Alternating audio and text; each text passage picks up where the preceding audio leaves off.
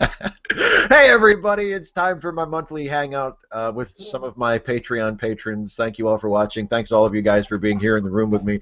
Right as we were getting ready to go on the air, a completely spontaneous talk about Batman v Superman broke out. So we're just gonna just ride that wave until it breaks.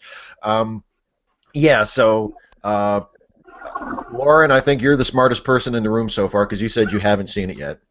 And Well, probably won't see it until it's on hey, TV. look, I'm So, also probably the oldest person in the room, and killing brain cells is not my thing. You know what I'm saying? So, This movie will right. do that. This movie will do that. Yeah. And can we well, talk about that dream sequence for a second? Stephen Jason. Oh. Yeah, yeah.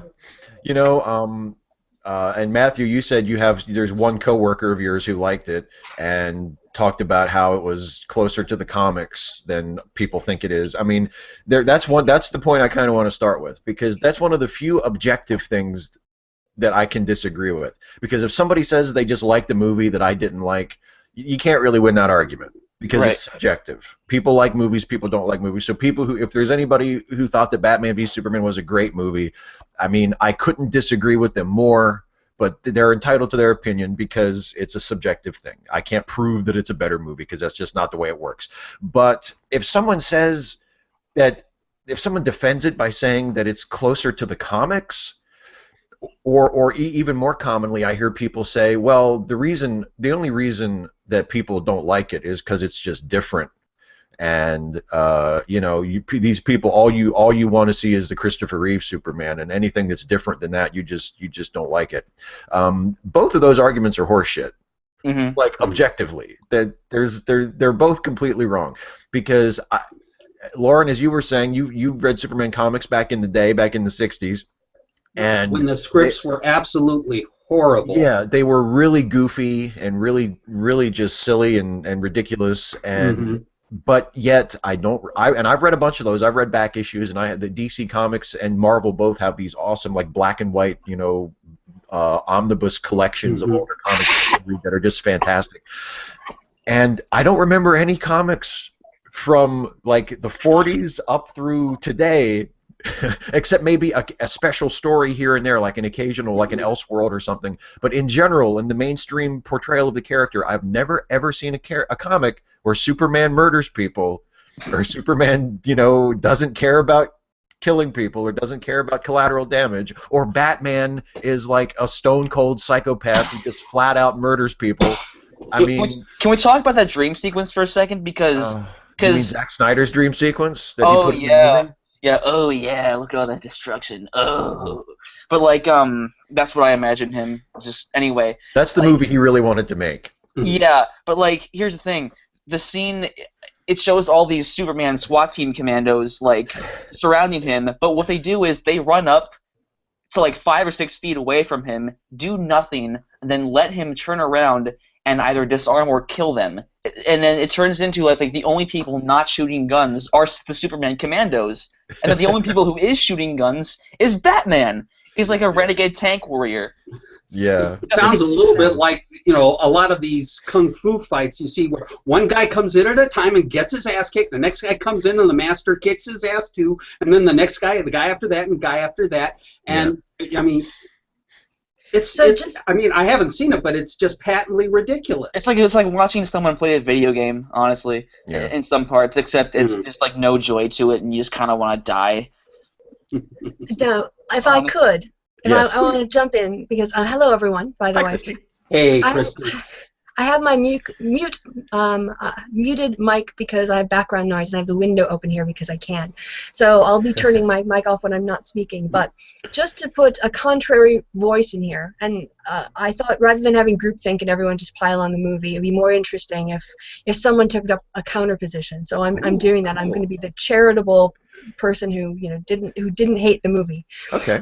I had a chance last night to watch Screen Junkies, and they debated the film.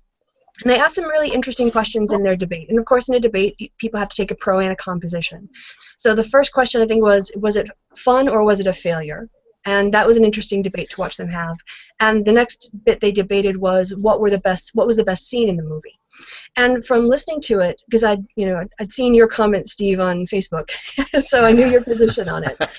And and it sounds like your critique maps onto a lot of the other critiques. And I haven't seen the movie yet. Actually, I'm planning on doing it this week. But one of the things that they put up in sort of the favor of the film was cinematically, the fight scenes were much better than what Nolan was doing, because you knew where you were in space as opposed to just it being a blur of action. That there were some really great scenes, just in sort of like, comic book geek stuff that I am now looking forward to when I go to see the movie. And also the idea that, and maybe this is the hard part, and thinking about your objection, Steve, and then mapping it onto this discourse, is that Superman has to become a 21st century character. And in order to do that, part of that shift that they've taken in terms of the storyline is to make him a character who kills. And every generation is supposed to reinvent heroes to reflect that society, whether it's Robin Hood or someone like Superman. And maybe what it is you're just quite a traditionalist, and you don't like the new modern reinterpretation for the 21st century. So those points I wanted to put out there to see if anyone thought they had redeeming factors, and also, just to make it more than just a dog pile. Well, I've heard that argument. I've heard that argument about how they're trying to make Superman fit into different molds just by generation, and like I get trying to make him fit like a current mold. But that doesn't mean you have to make him brooding and intimidating and just hover menacingly over people instead of saving them and just all this other stuff. Yeah, never mind lacking empathy, lacking any sense of the vulnerability of the people around him, and of course throwing truth, justice, and American way under the bus, which is pretty clearly what they want to do in the first place. Because what would be better, instead of just saying what was wrong with it? How could they have done it better? What would have been a better interpretation for a 21st century Superman reboot? Who says there has to be a 21st century Superman? Lauren, the real Truth, justice, the American way to people who are voting for Sanders and Trump? Come on. Well, all right. Who says that they absolutely represent the American way either? I mean, he can be himself. He can be the person who helps out, which somebody in one of the comments stated brilliantly. I'm the guy who helps out. But he's not an American. He's an alien. He's an illegal immigrant. Fine, then he's an alien who sets a good example, and we need that desperately. Then just take out American way to say I fight for truth and justice. Yeah, that's what I prefer that anyway, because that's what it used to be. The only reason they added American way because of communism fears and that's the only reason there. There was a lot of that going on in the 50s, without a doubt. Yeah. And I'd be curious to know if that whole line got tacked on in the advent of the George Reeves series. It did. It did. That makes tons of sense. If you watch the Max Fleischer cartoons from the 40s, which is where a lot of that opening narration in the George Reeves series is adapted from, a lot of it is almost verbatim. It says, instead of saying truth, justice, and the American way, it says he fights a never-ending battle for truth and justice. And when the George Reeves show started, they added truth, justice, and the American way. But so how do you get to truth and justice in a postmodern society? I would say this. I would say I would be personally, just my perspective as a Superman fan, I would be much more interested in giving Superman more difficult problems to solve, rather than presenting Superman in a way that makes him that is radically different than the way that character has always been portrayed. I mean, it's one thing to say, well, we need to reinterpret the character to make him more modern. Superman has been reinterpreted 4 or 5 times at least in the comics alone over the last 80 years, and so far they've never found the need to say, well, we better just have him kill people now. Like, that's what we need to do. Right. To make the character and here's modern. The thing: he is almost entirely invulnerable unless he's around kryptonite. You can't do anything to him. He would be the comet. No matter what context you put him into, he would be the most chill person that ever existed. Just a quickie little comment here. Do you want an utopian Superman or a dystopian Superman? Because what we've got with Man of Steel and apparently and B versus S is pretty clearly the latter, and it is in no way inspiring to me, and it frankly resembles the Superman I know, the way the traditional fish resembles a bicycle. Yeah, if you wanted to reinterpret the character for a modern audience, my suggestion would be to present him in a world where it's difficult for him to be a hero, but that he's still trying, and that he still is, and give. I'm perfectly fine with a darker Superman story. I'm perfectly fine with a story where Superman maybe has to face some very difficult moral choices. There's one line in Batman v Superman. It's in one of the many dream or fantasy sequences where a character is describing, and I won't spoil it because Christy hasn't seen it yet and she wants to see it. But there's a scene where one of the characters in the scene is describing a time when he did something heroic, and then his heroic act later had an unintended consequence that was destructive to somebody else, right? Like he thought he saved the day, and then the next day he found out that even though he saved the day for his people, he had kind of ruined everything for someone else. He just didn't look far enough down the road. Well, I'm, by the way, fine with spoilers. I would rather have Okay. an honest discussion. Yeah. But thank you for your criticism. yeah. Well, the thing is, that's the old Zen Master thing, if you remember from Charlie Wilson's War, you know, the old story of the Zen Master. This happens, and it looks like it's good, and the Zen Master says, we'll see, and so on and so forth. If you don't act in the moment, if you're constantly projecting into the future and thinking, oh, what if, you're never going to act.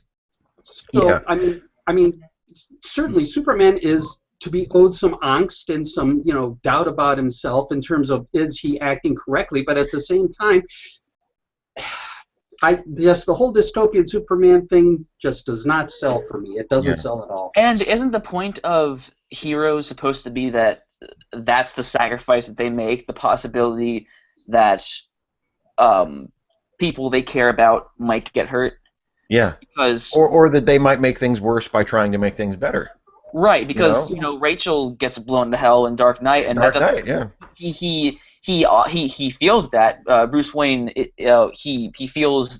I mean, you can see the effect it has on his character, but it doesn't make him start, you know, shooting people. You know, it doesn't make him start going out and blowing people away with his indestructible, with his tank. Yeah, You know? I guess the problem that I have in terms of that argument for Batman v Superman, saying that they're reinterpreting it for a modern take. And Christy, when you see the movie, I'll be interested to see what you have to say about it, because I feel like the movie raises some interesting questions in a very superficial way, but doesn't explore them at all. And one of the questions it raises is, is Superman a good thing for the world? Like, is what Superman does ultimately a good thing? I mean, Batman, that's sort of Batman's whole deal. Batman decides that Superman is too destructive and too reckless, and he just can't be tolerated anymore, and he has to be taken out. But the movie doesn't really grapple with that. And not only that, the movie doesn't really show us a Superman who is any different than what Batman thinks he is. Of course, no, it doesn't at all. No. And here's the thing. Did you Steve? Did you read the review I posted on Rotten Tomatoes about Batman v Superman? Yes. Okay. Well, what did you think about the part where I said that they relegate the exploration of its themes to moments of just completely meaningless introspection? I agree. A scene or two where Batman or Superman will be talking to someone. It's lofty dialogue and all this crap that makes no sense at all, and they go right back to an action sequence. Yeah. There's a moment in the movie that I think I discussed with John Rail when we did our hangout the other day about this on Skeptically Pwn's channel, where there's a moment near the end of the movie, not near the end of the movie, but at the beginning of what's going to turn out to be the Batman-Superman fight, where Superman has a moment with Lois where he's going to fly off to fight Batman, and he says something like, well, nobody stays good, right? That scene was ridiculous. Yeah, and if that scene would have had meaning if we had been shown a good Superman up to that point. Or if the timing didn't made sense, because it's right after he said he leaves Lex, and then he's wasting time to save his mother. He just goes to Lois Lane to say this thing. To say this meaningless thing. You're wasting precious time. Yeah, but a Superman who faces difficult choices, a Superman who maybe is put into a situation where maybe the only thing he can do is violate his morals and kill the bad guy or do whatever, like that. I don't slam the door on that story. Like, I think you could tell that story, but I just don't think that Zack Snyder or his writers are really, really interested in telling that story. I think the reason why Superman kills people in these movies is because Zack Snyder thinks it's cool, and then he comes up with an excuse later, or he allows, you know, the apologists for the film to come up with an excuse later and say, oh, it's a different version of the character, it's a more modern take, but it's not serious about it. I mean, I felt the same thing about Man of Steel. They tried to put Superman in this situation where, oh, he had no choice. He had to kill General Zod. But they didn't bother to actually put him in that situation. They were so lazy as writers and storytellers. They didn't even create a no-win scenario. They put him in a situation where there were 20 other things he could have done besides break the bad guy's neck. So, you know. Oh yeah. And yeah, it's having watched Watchmen, which I'll admit I wasn't wild for, at least Watchmen had a sense of maturity to it. And I mean, it had dark characters who were more than a little bit complex, and the interaction of multiple, you know, superheroes who are clearly have, you know, I mean, Freud would have a picnic. Yeah. But, I mean, at least it had a sense of maturity to it. I mean, this is a 5-year-old kid in the playground taking his action figures going bang, bang, bang, bang, bang, you know. That's it. Yeah, it's a very immature. It's especially in terms of its attitude toward violence. I've said this a lot of times. I think Zack Snyder's attitude toward violence is just completely. It's just adolescent, and he just thinks it's cool. He wants to get those slow-mo shots. He wants to get slow-mo shots. In fact, if they had given him more leeway, if they had just let him make like an R-rated theatrical release, it probably would have been like 300 or Spartacus, where there'd be slow-mos of Batman like blood splatters on the camera in slow-mo. Like, I bet he would have done that if he'd been allowed to make an R-rated theatrical fucking release. I will say this. One of the other things that you brought up, Christy, in terms of like the defenses of the movie is how well staged the action scenes are. I'll agree with that to a point. There are especially some of the fight scenes. Like there's a fight scene with Batman relatively late in the movie where he like comes into a warehouse and he's taken out like a whole room full of thugs. And except for how brutal it is, because me personally, I just don't think Batman needs to be, you know, that brutal when he's fighting people. But other than that, it was a really, really well staged scene. And you're right, there was he staged it so that you definitely have a sense of the space and where everybody is in relation to everybody else. And it was a really, really well done fight scene.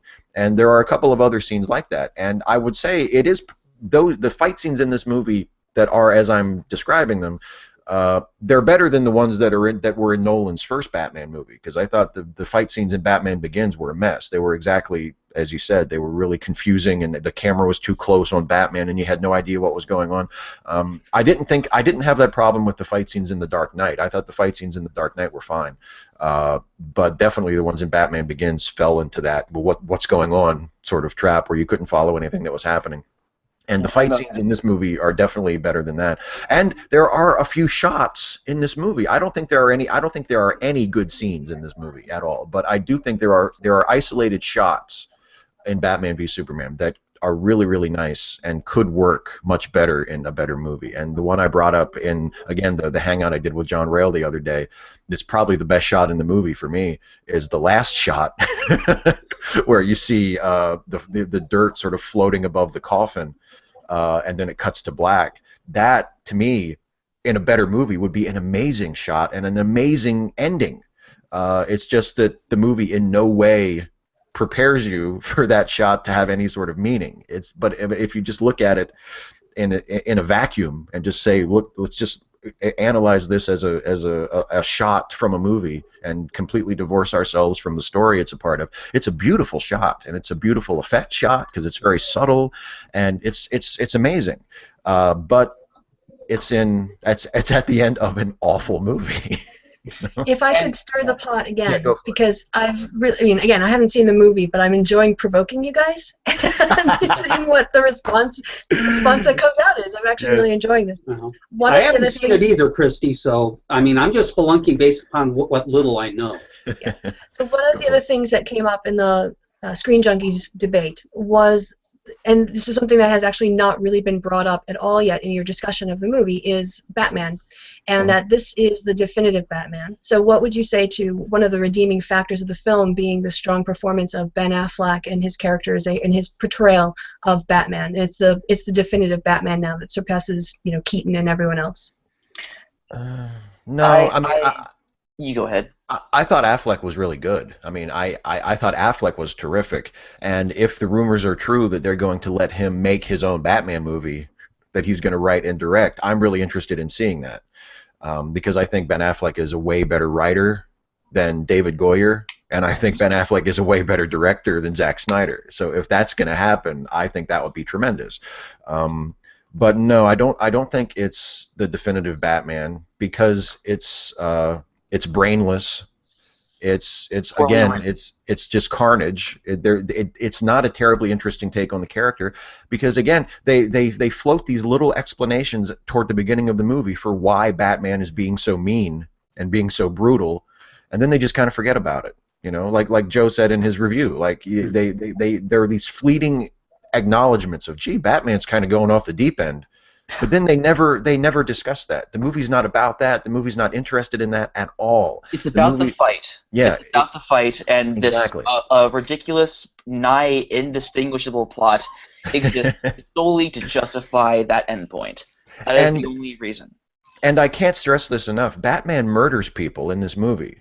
Mm-hmm. Batman flat out murders people. He has a gun on the hood of the Batmobile that he uses to blow up cars full of people. He's a murderer, and I don't think it's me being a traditionalist. I mean, I just think it's contrary to the established core of the character. Over the last 80 years, a character that has been reinterpreted multiple times and has been presented in many different ways, in many different tones, light and dark. But one of the things that has never changed about the character since the first year, Batman killed people in the first year of the comics. Although even then, he wasn't like a straight-up murderer. He wasn't cruel to people. He didn't like hunt people down and murder them, but or brand them. But I don't think if you want to have the definitive Batman cannot be a murderer, and he cannot be someone who indulges in gunplay. The fact that he doesn't use guns is a part of the character. And the comic book that Zack Snyder took a lot of his inspiration from, at least visually, for this movie, The Dark Knight Returns, which is an incredibly violent comic and brings us an incredibly violent, dark version of Batman. There are still scenes, multiple panels in that comic where he says he doesn't use guns and he hates guns. There's a scene where he breaks a gun in half in front of his new Robin and says, "We don't use this. This is the weapon of our enemy." There's another scene where he uses a gun to trigger an explosive, and because it's the only thing he has. Like, he has to trigger some explosive, and he has to shoot it with a gun to do it. And he says how uncomfortable he is holding the gun. Like, he hates using a gun, even for something like that. Right, because a gun is what killed his parents. That's the whole point. And then you can compare BVS Superman to the Dark Knight Superman, who allows his Batmobile to be destroyed to save people. Yeah. He lets the Joker. He was a lightsaber kind of guy. Yeah, exactly. Yeah, less clumsy and random than a blaster. Yeah, I feel like Zack Snyder views that as a weakness of Batman. Like, he views Batman not using guns as something that he needs to get around. He wants Batman to be at the same level as his enemy instead of trying to be better. You know, not just, more skillful or more skilled in the martial arts or whatever. I mean, morally better. And Snyder, apparently, for what I'm hearing, has no idea about that. Well, yeah, he doesn't care about that. I mean, one of those moments that we've brought up where the movie sort of teases playing with an interesting question is in one of the first scenes. It might be the first scene that we see Alfred in the movie, where he's sort of shaming Bruce for being so brutal as Batman lately, and Bruce has made some excuse about, it's a different world, Alfred, and we've been in Gotham for 20 years and nobody stays good for that long and blah blah blah, and Alfred just sort of gives him this little mini speech about how oh yeah, you make excuses at the beginning, you say you have a good reason for it, but that's sort of thinking is what turns good men cruel. And if the movie had been about Batman going off the deep end and becoming a cruel person and betraying his ideals and then having to sort of come to some realization about that, that could be a great movie, because that's a good Batman story. Oh, Batman's finally been pushed off the deep end, you know, but the movie doesn't care about that. Yeah, well, I mean, ideals don't appear, again, from what I'm hearing, ideals don't seem to have any, you know, any weight in the movie at all. If it was a case of having ideals, losing ideals, regaining them, Yeah. that would be exceptionally slick. But apparently that's going about 10 feet over Snyder's head. There's a really good example of that from the comics, actually. That's one of the, one of the things that people who try to defend this movie say is, oh, it's close to the comics, which, again, like I said before, I think is horseshit. But it's objective horseshit. Yeah, Objective horseshit. Objective horseshit. But there's a really, really famous Batman story from the late '80s. It's Death in the Family, the story where the Joker kills Robin, where Batman makes a decision in that story to kill the Joker. He's finally been pushed to his limit. He says, okay, the Joker he's killed Robin, he's killed all these people, enough is enough. And Batman decides to kill the Joker. And he goes to kill the Joker, like he's going to do it. And who stops him from doing it? Superman. Superman steps in and says, you can't do this. I know that the Joker is evil, I know that he's a bad guy, I know what he's done to you, he killed Robin, but you can't do this. And Superman stops Batman from doing it. But the point is, Batman was going to do it, and it doesn't ruin the story. It doesn't ruin Batman. You understand Batman's decision-making process. Makes him human. Yeah, but the story has another person come in and say, Batman, you're wrong for doing this. You have to be better than this. I understand why, but you can't do it. And there's no character like that in this movie. There is not a single moment in this movie, other than maybe a fleeting sort of reference to it from someone like Alfred, where someone steps in front of one of these heroes and says, you're doing this wrong.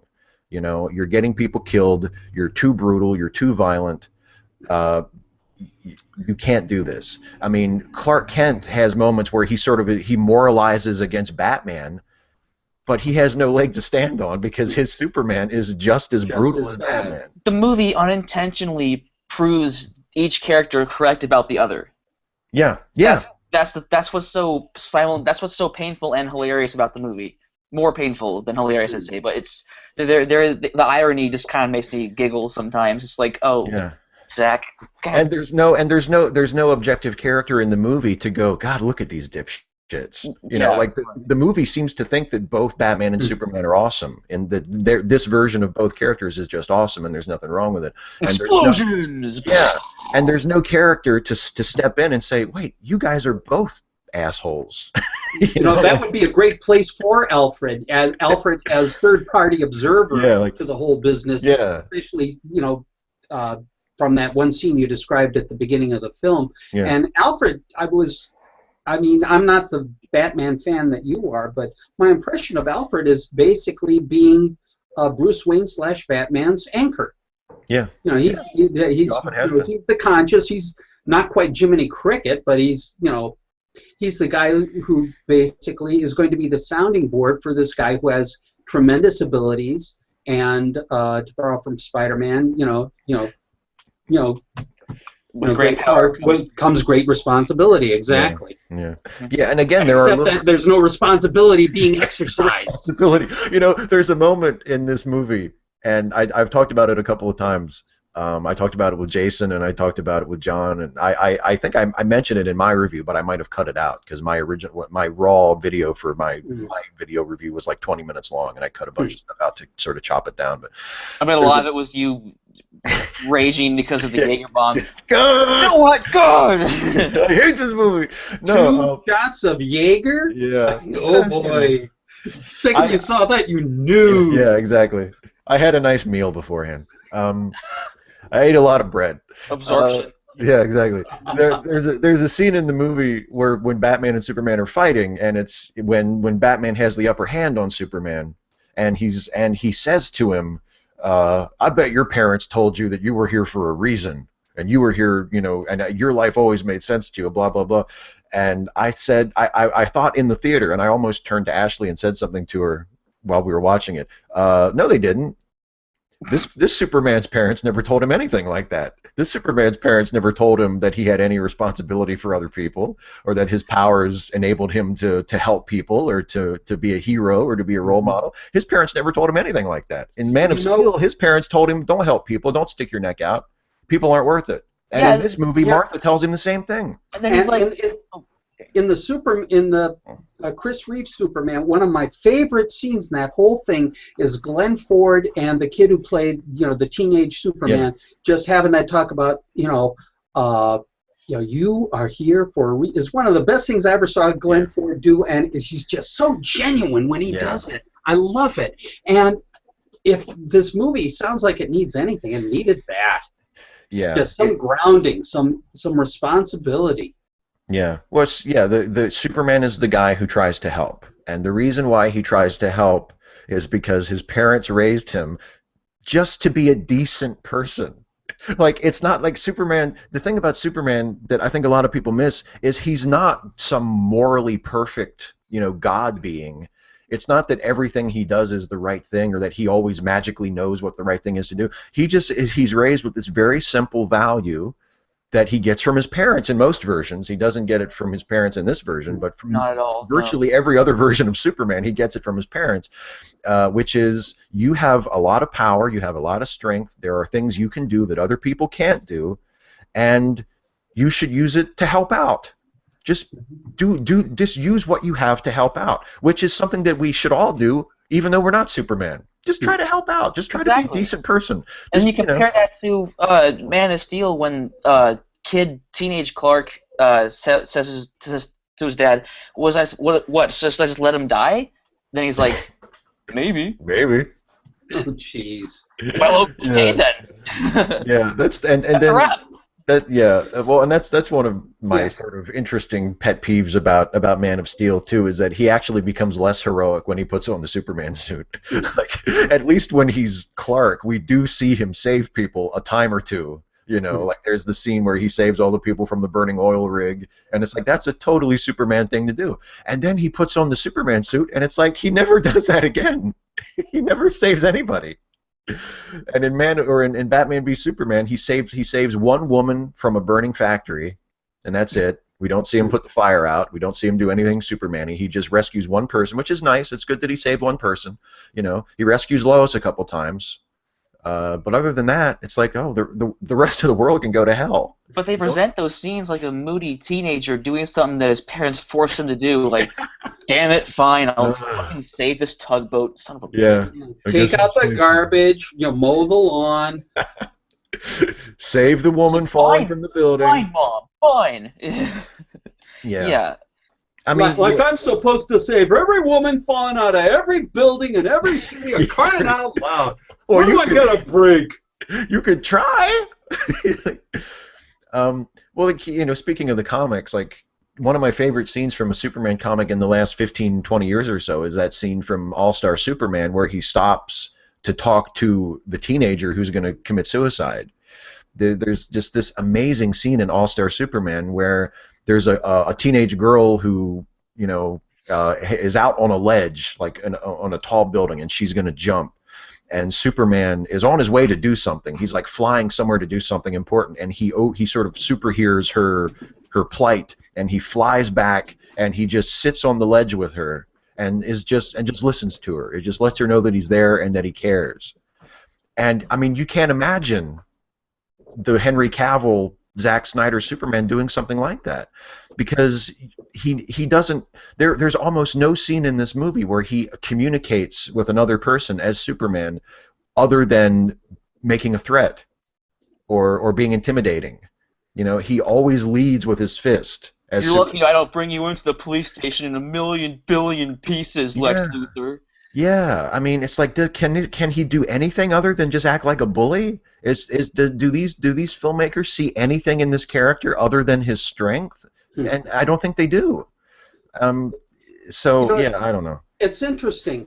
I wrote a piece a long time ago, basically being a response to Klaatu, which brings up the fact that Gort, first of all, I mean, if Gordon's supposed to be a policeman, there's more to policing than just shooting the bad guys. Right. It's working within the community. It's being involved in the community. And again, this just seems to be completely missing. And I don't know. It's just sort of like, I mean, I've never seen Fight Club, and I probably should, but this is starting to sound like Fight Club run amok. Yeah. Well, I mean, Fight Club was a good movie. And then you compare this to some of the Marvel movies, and even some of the, I mean, I guess you would call them maybe some of the lesser Marvel movies, like Iron Man 3, which I still think is a terrific movie. There's a scene in Iron Man 3 where Iron Man rescues like a whole plane full of people, you know, and that's a very much like, you know, a darker, more angsty story. It's about Tony Stark and his, you know, he has panic attacks now, and he has all these emotional problems after the Avengers movie. And it's a very sort of personal, darker story. And yet even there, and Iron Man has always been portrayed as kind of a snarky character, but even there, they find the importance of the hero being a hero, where he sees people in danger and he goes to help them. That's important. That's not just something that you know is a relic of some older interpretation. That's been a part of the core of what superheroes are for as long as they've been around. They're the people that have the power, and they use the power for good. And it's not just Superman's not just our hero because he wins all of his fights. He's our hero because he helps people. Because when we're in trouble, he's there to rescue us. You know, he's there to protect us and to save us. And I find very little of interest in versions of the character that don't put that part of him front and center. You know. It sounds like what's missing is authenticity, and it sounds from what people have said about the comic books that that's what Deadpool got dead on right, was authenticity to the character. And like I said, I'm going to see 2 movies this week. I'm going to go see Deadpool for the 2nd time, and I'm going to go see Batman versus Superman. So. Yeah, I haven't seen Deadpool yet, but I'm intrigued with that. I'm a little bothered with the whole Civil War thing because I smell a little artificiality in it. But at the same time, I still can't help but, you know, catch that whole business about, you know, the interchange that I think you yourself mentioned, Steve, is the whole business about, well, he's my friend, and Tony Stark says, yeah, I thought I was too. Yeah. You know, there's an underlying complexity there that it sounds like is completely missing from Batman versus Superman. There's no nuance. There's no, you know, shading. I think Civil War is going to be a great movie personally because Anthony and the Russo brothers and the same writers who made this basically the same people who made Winter Soldier, which I think is the best installment in the Marvel Cinematic Universe so far. Good movie. Those are the same people are writing and directing Civil War and the 2-part Avengers Infinity War. So it's in good hands. I'm really excited. Well, and the thing about Civil War too, because you're right, that moment that they have in the trailer, you know, I thought I was your friend too, like, oh, that rips my heart out. That's such a heartbreaking moment, and because you don't want to see the team break up. No, you like them both. They're better together. You like them both, and you don't want them to fight. And the movie isn't marketed on who's going to win. It's marketed on you care about the characters and you want to see what happens. Exactly. You know, and but also in addition to that, like what it looks like would be a real emotional hook in that movie. There's also when they released the new trailer that has the little Spider-Man bit at the end. I saw that. I thought that was cute. It also looks like it's going to be fun. Like it's going to have a sense of humor. Yeah, like there's when Tony says, "Okay, I'm at the end of my patience," Underoos, and there's Spider-Man. It's like, oh, it's still going to be fun. You know, it's going to have this really serious core to it, where the team is breaking up and they're having this very dire conflict, but it's still going to be fun. And the DC movies just seem to have completely missed that point. I mean, what made both of the Avengers movies work, even though they have some in far less to a far less degree, they have a lot of the same problems that Man of Steel and Superman and Batman v Superman have. They're overstuffed, they're a little long, there's a lot of characters, there's a lot of shit happening in them. But what makes those movies work, to me, is that they're just fun. They have jokes that are funny. They're fun to watch. There's a sense of humor, there's a sense of life and energy and adventure. And the characters have personalities other than scowling. Yeah, You know, yeah. Yeah, I love the idea that, and apparently going into that final fight, Tony's going into that battle knowing he's got an ace in the hole, and nobody else does. Which is, I mean, just in retrospect, that has got to be slick as hell. Yeah, I mean, it's so. Yeah, I don't know. I mean, it's like I said this about Man of Steel, and it definitely holds true. I think for Batman v Superman as well, is that DC they have learned all the wrong lessons from the Marvel movies. I mean, they look at the Marvel movies and they say, okay, bunch of superhero characters, big CGI action scenes, 2 hour plus running time, and a bunch of Easter eggs from the comics. And they're like, okay, we'll just do all of that, and people will love it. And they forgot that it's supposed to be fun. Like, I mean, Christ, even The Dark Knight, which is a really dark movie and a really serious movie and takes itself very seriously, even The Dark Knight has moments of fun, has moments. Yeah. I mean, Heath Ledger's Joker, even though he's a terrifying character, also has some moments where he's just straight up funny in a really dark way. In a really like, oh my God, like you feel bad for laughing at it, but it's still fun. And there's why so serious? Exactly. I'm gonna show you. I'm gonna make this pencil disappear.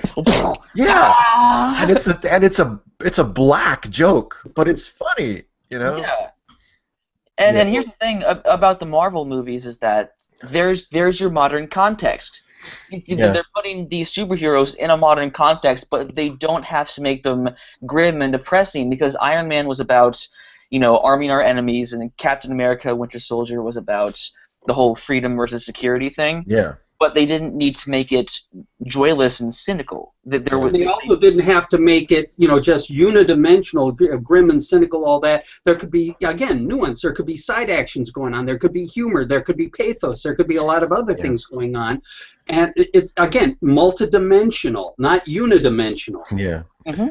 And from what it looks like from the trailers and stuff, it seems like the one of the major driving forces of the plot of Civil War is going to be the destruction caused by the heroes, which is something that B versus S pays lip service to, but doesn't really give a shit about.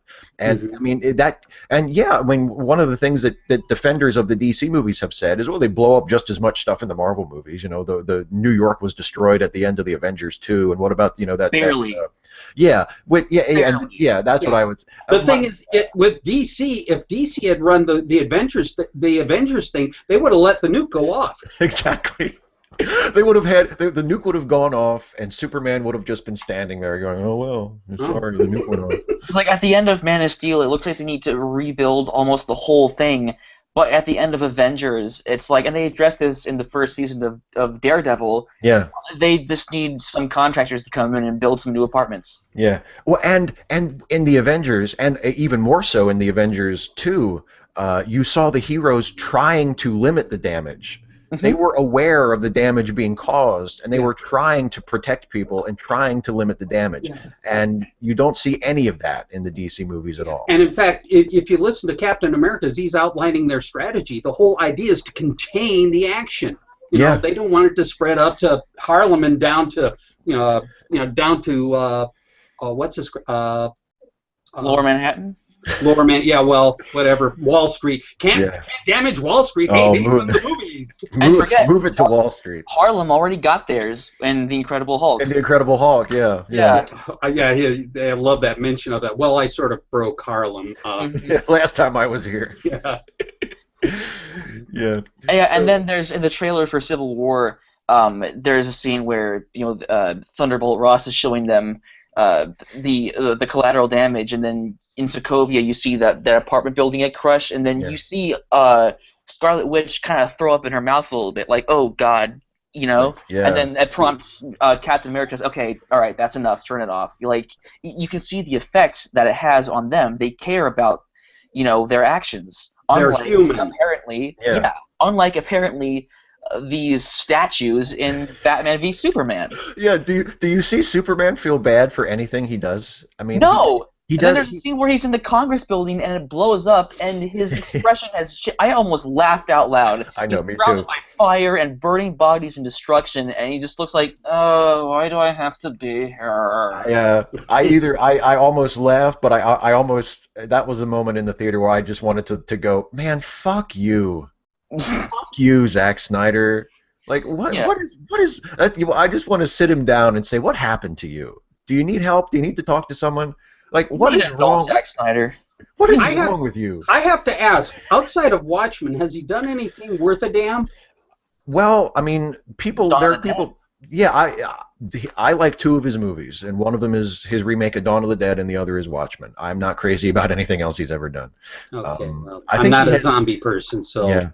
that's sort of a non-starter for me. But He has a really good visual eye, and he has a knack for sometimes for staging really good action scenes, but he just has no self-restraint. I mean, No. he goes overboard with everything. You've seen And- 300, right? Yeah, Yeah. exactly. Talk about lack of restraint. It's like, God, dude, just rein it in a little. 300 was watchable.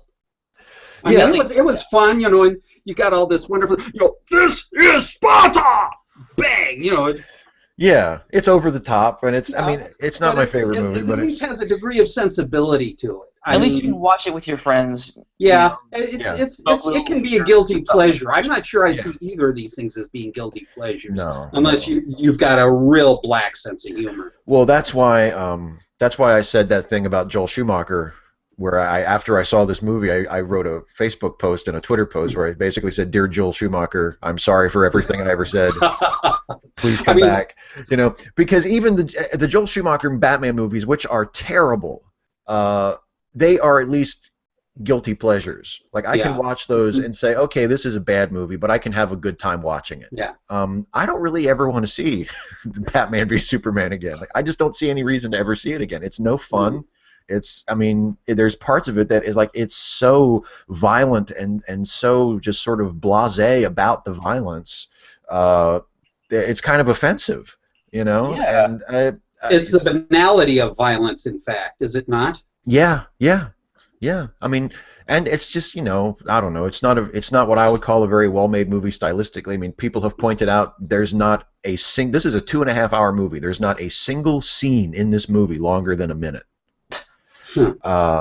So I mean, even like potentially very meaningful scenes, like the scene where Clark and Lois have a talk while Lois is taking a bath in her living room for some reason. I don't know why her bathtub is. She has a bathtub like in the middle of the floor in what looks like her study or something. It doesn't even look like a bathroom. It's like what is going on with Lois's apartment? Why is there a bathtub in the middle of the floor? Then Clark Because Zack Snyder wanted it there. Exactly. If you want to, and it's like you said with your thing with Jason with a D, he wants to boner tease a 12-year-old in the audience because Henry Cavill gets into the bathtub with her fully clothed. Yeah, can't the ladies in the audience, or not just the ladies, anybody in the audience who digs looking at dudes, can't Henry Cavill take his shirt off for those folks? No, Sure. Sorry, just not. Amy Adams. And then I haven't heard a lot of people talk about this. Maybe it's just me. There's a scene where Wonder Woman Pointless woman. come at least in the context of this movie. I think she's utterly I pointless. agree. But she comes in, and there's a shot that I don't think Zack Snyder could help. I don't think if there's a shot that I don't think he could shy away from. There's a shot where she is on her back with her legs spread a little bit before she composes herself and gets back up, and she's wearing very short shorts. It's very brief. Blink and you'll miss it. But I know. Whoa. Did they just sexualize Wonder Woman? Wait, of course they did. Zack Snyder needs to pop up in the corner with like a little bell sound effect, like ding. Zack Snyder. Yeah, but Wonder Woman's actually not bad because she's not in it very much. Like she's hardly even there, so they don't really have a chance to ruin her. Well, she, like the rest of the film, is probably manipulated as hell, and and of course that one little shot is why there is a pause button on your DVD. Yeah, right. Well, one of my friends just saw it and posted like a review, or at least like a list of his thoughts, on Facebook. And one of the things he pointed out, which I completely missed when I saw it, was even Wonder Woman is an Amazon warrior, and she doesn't, at least in this movie, we haven't, established that she has any sort of an anti-killing code that Batman and Superman traditionally have. And yet Wonder Woman, of the three heroes in the movie, Wonder Woman's the only person we don't see straight up murder somebody. Batman and Superman both murder people in this movie, but Wonder Woman, even though she's the one who, in terms of her character history, would be the most able to get away with it, she doesn't murder anybody. She just, Right. I mean, she hacks at Doomsday, but there's no scene where Wonder Woman like stabs somebody through the heart, or I don't know, uses a gun to blow up a car like Batman does 5 or 6 times. Yeah. But, Yeah. Wasn't she supposed to have those bracelets that deflect bullets or something? yeah. She uses it to deflect, I think, Doomsday's heat vision at one point. She does most of the Wonder Woman stuff. She has the bracelets and she has the lasso. I mean, it's kind of, and on a completely superficial level, like just as an action scene, it's kind of cool. They do the Wonder Woman stuff okay, but I mean, the main reason why she gets out of the movie relatively unscathed is because she's only in it for like 5 minutes. Right. She does almost nothing. Yeah. Yeah. Well, at least, I don't know, because I guess maybe I might go see Suicide Squad. I might go see it. I Well, don't good know, luck. Because David Ayer, Let me know how it is. Yeah. he's a decent director. He made End of Watch and Fury. Those are good movies. But the thing is, it looks, and I think I've mentioned this on a comment, like on one of your posts. It looks like a stylistic ripoff of Guardians of the Galaxy. Yeah. I think Suicide Squad is DC's Guardians of the Galaxy. This is so obviously a cash grab, just to mimic Marvel. That's all it is. There's no art behind it. And now apparently they're doing reshoots to make it more like Deadpool, to put more jokes in, which again is like, oh, guys, just. Can't they do something original? But No. I still don't think it's a coincidence that like the I think the Monday after Deadpool had its opening weekend and it was like this huge hit, DC announced, or Warner Brothers announced, oh, we're going to release an R-rated version of Batman v Superman on DVD. Did R-rated Deadpool, movie about Batman and Superman. Does that make any sense to anyone else? and that will be rated R for violence, not for mature themes or nudity or sexuality or any of the things that nope, it's going to be so fucking violent that we're going to rate it R. It's going to be like a Rambo movie, basically. God. I would rather see a Rambo movie, at least. Yeah, and the hell of it is, it's rated. Yeah, who's it going to sell to? The kids who couldn't get into an R-rated movie. Yeah. Steve, I have the title for the Hangout because it's felt like a DC fans therapy session this week, this month. So there you go. I can't contribute much because I'm not in as much mourning as some of you clearly are. But it's been interesting to run the session and provoke some emotional responses to open those doors for you. I think it's been cathartic. We've had a breakthrough, I think. Yay! It's been an interesting discussion. Yeah, this will be this. I mean, I figured we would talk about it in this because it's just it's the first Hangout we've had since the movie came out, and but I'm probably not going to talk about it very much anymore. I mean, Right. I clearly I still haven't gotten over Man of Steel, because even before this movie came out, I would still Yes. I would still occasionally like drop little random like pissing and moaning Facebook statuses and be like, oh, Man of Steel is so fucking terrible. Just opened up that old wound again. Yeah, but it's got Either that or he's picking at the scab. it's never gonna heal. Just stop picking. Tell you what, I certainly didn't expect when I brought up BVS, I certainly didn't expect to take up most of the rough time of the Hangout. As Christy said, there are clearly some issues that we need to work out. We have Yeah, some. I don't know. Do we have the issues or does DC? Yeah, well, as the fans, you're the ones who are grieving. So there's anger and there's bargaining, and eventually there's acceptance because there's a reboot and hope springs eternal. That's right. Exactly. Yeah. Well, I mean, I don't know if anybody at DC or Warner Brothers is also in mourning this weekend because the box office dropped 81% from the first week. But critics don't matter. Oh, and this Tuesday, episode 7. Oh yeah, that's right. Yeah, out on on DVD, and I guess DVD one day and Blu-ray the day after that. Yeah, and then I guess digital as well. Yeah. I've been seeing ads for it on my Roku Mhm. for the I'm digital looking for, version. yeah, So. I'm almost certainly going to pop for that. Yeah, You I'm I looking think forward to seeing it like again. you can already And get it like on like Voodoo, I think. Yeah. Mhm. Yeah. there is also a silver lining to that box office drop, which Oh is yeah. there will probably never be another Zack Snyder Batman or Superman movie. I hope so. I mean, he's still attached to Justice League, but I kind of hope that somebody has a wake up and is like, you know what, we're gonna need to get somebody else for this because, I mean, I mean, Man of Steel did well, but did not do Avengers numbers by any means. And this movie is pretty much. It looks like it's going to be. Well, it had a really good opening weekend, and then that's it.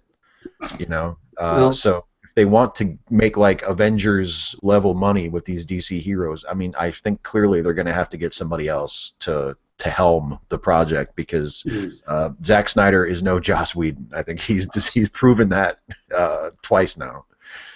well, here's the question: can somebody take Zack Snyder to the proverbial woodshed and say, "Hey, come on, Zack, you know, we've done the busted bones and everything else thing. Can we evolve past that?" Yeah. I don't think so. I think he's just gonna be like, no, see, we have to do this. We have to do this Greek god thing. You know that thing he does when he's talking. We have to do this Greek god Zack. interpretation. You know. Yeah, except I mean- Superman isn't a Greek god. Yeah. No, he's not. What he needs, what Zack Snyder needs, is a producer who has Final Cut, who knows, you know, like he needs someone to rein him in and say, okay, Zack, you can make the movie. But here are the 5 things you can't do, and the movie has to be 2 hours, not 2.5 hours. There's no reason why you have to make a superhero movie that's 2.5 hours or 3 hours long. Let's make a 2-hour movie. No superheroes killing people. You know, like just give him ground rules, give him limitations, and force him to stay within them. Because Or sew his eyes open and force him to watch Chris Reeve's Superman. I said on Facebook yesterday that I want the next movie to just be I said Brandon Routh Superman from Superman Returns, but it could easily be Christopher Reeve Superman as well. Just one of the earlier Supermans for 2 hours, just rescuing people and flying past Henry Cavill's Superman and just glaring judgmentally at him. You know, like, oh, I saved someone else. I'm just gonna go put them down. Oh, if someone else needs my help, I'm just gonna go do that. Just something like that. But yeah, I mean, in Man of Steel, the producer was Christopher Nolan, and I think technically he was a producer, and he was a producer on this movie too. But I don't think he really did anything. And one of the stories about Man of Steel is Christopher Nolan basically told Zack Snyder and David Goyer, the screenwriter, not to do the ending that they did, where Superman kills General Zod. Christopher Nolan said, "Are you crazy? You can't do that. You can't do that. You can't. Superman cannot kill General Zod. You can't do it." And they said, "Oh, we're going to do it." A legendary filmmaker was giving them tips, and they just do it in this way. The guy who directed The Dark Knight, which at the time, and I think still, is the #1 grossing superhero movie ever. You know, which is one of the only. The Dark Knight is the only DC movie that has made anywhere close to Avengers Marvel money. Right? All the other DC movies, even the ones that have done relatively well, have not done like Avengers level money, except for The Dark Knight. And the guy who made Dark Knight Rises both crossed the $1 billion mark. Yeah, Dark Knight Rises did really well too. But the guy who made that movie, the guy who made the only mega successful movie that your franchise has ever had, is telling you don't do something, and you say, "Nah, I'm gonna do it." You know, never mind the fact that Nolan, Interstellar, Inception. He's got my. I'm nowhere near the movie fan that you are, but I'll tell you what. I occasionally will pull up IMDb.com and say, okay, what's Nolan up to? Yeah, he's got my attention. Whereas Snyder, so what? Yeah, Nolan is a really good filmmaker and a really serious director. Oh yeah. And yeah, I mean, he has his limit, he has his drawbacks. I mean, a lot of people get on him for having too much exposition in his stories, and having these incredibly complicated plots, and then having to devote a lot of the running time to having the characters explain what's going on. I mean, I get that. That's a valid criticism, but at least he's interested in his stories and his themes and his characters. And you compare someone like him to Zack Snyder, who, as has already been said, feels like just a 5-year-old smashing action figures together.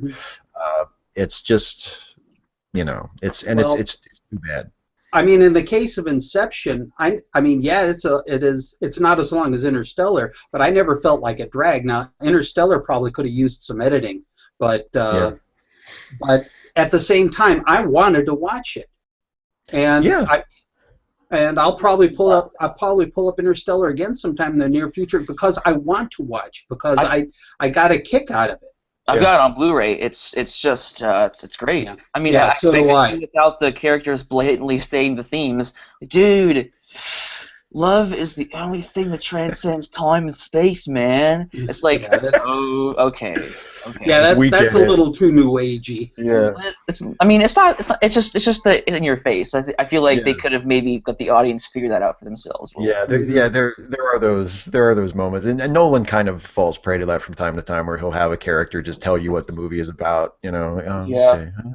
But at least it's not 30 minutes of nonstop CGI action, when in the dark, because in the Dark Knight, when Christopher Nolan wanted to have Batman flip over a truck, he flipped over a fucking truck. He didn't do a CGI Practical truck. Effects. He did he flipped an entire semi tractor trailer over in real life. They did that too, didn't they? In the extras. Yeah, and it's a great moment in the movie because he's like, holy shit, that looks like he really did that, and he did. I didn't know that he actually did flip it over. Wow. Yeah, when Batman flips over that truck that the Joker's driving and Batman's on the bat cycle. Yeah, they actually flipped a real truck over to get that shot. That was an actual set piece. Yeah. That's awesome. Yeah, I know. That's awesome. Yeah, right. I think there's on the DVD there's a documentary where they show you how they did it. It's pretty cool. Well, we've come to the end of the hour. I think this is the first Patreon Hangout that we've done so far where we spent the entire hour talking about one thing. And of course, it was the Batman-Superman movie. Oh, well. We've talked about politics and philosophy and, history, and we finally got a whole hour of just one thing, and it was the Batman movie. We got out of the way. We group therapy session. Yes. You all sound lighter for it. You sound happier. Got it off your we purged it out of our system like I sort of purged my gallbladder a month ago. There you go. Perfect. And now I get to lighter by the weight of one gallbladder. Yeah, that's it wasn't helping you anyway. You're better off without it. You do not ever want to have gallstones, my friend. Oh, I've heard. Hurt. I do. Like hell. I want some.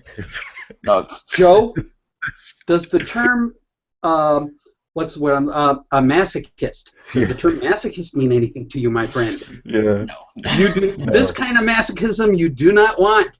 Trust me. Been there, done that. Yeah, we have purged ourselves. I want to thank Christy for being the facilitator here today. You're welcome. And for stirring the pot. Of course. And thanks to Lauren and Joe for being here, and for Matthew, who was here earlier and had to step out, and for Robert, who checked in very briefly from his 30,000 feet up airplane flight, which was cool, even though he didn't get a chance to say anything.